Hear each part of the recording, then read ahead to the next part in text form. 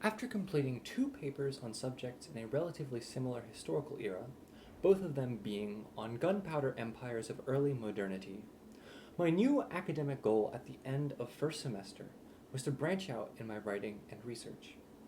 Particularly, I wanted to cover Islam in the modern day and how history interacted with the contemporary. Those first two papers were also an exercise in humility, to say the least.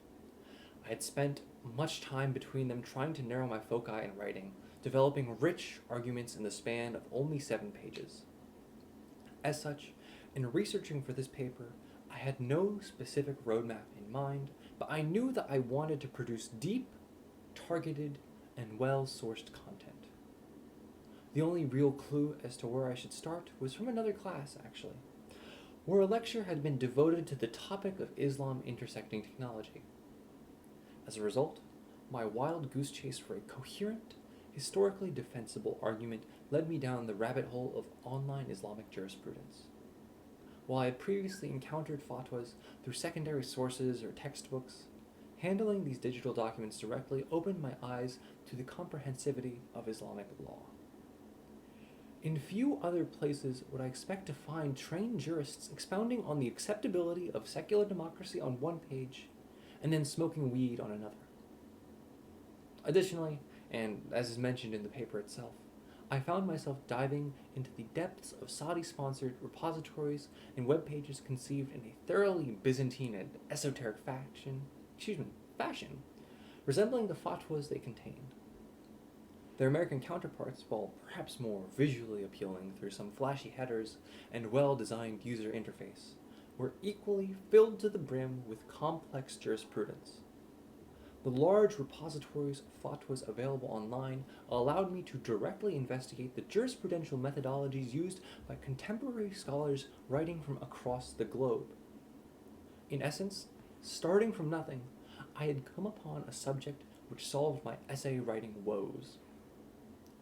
The paper, which resulted, primarily focused on analyzing the methods of fatwa scholars in the digital age, comparing the trees that are American and Arabic Islamic jurisprudence respectively. As such, writing itself required me to develop my analytical skills as I tried to untangle the often obtuse fatwas which I read. I say improving analytical skills as if there were some single, linear path to going about doing that, but in reality, improvement meant parsing individual sentences down to the bone and comparing how multiple sources may utilize the same Quranic verse to a different end.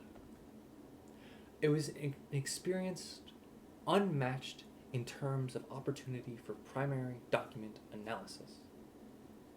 Also worth noting is that, skill development aside, I can think of no other occasion in which I would be able to further my understanding of the minutiae contained within traditional Islamic jurisprudence.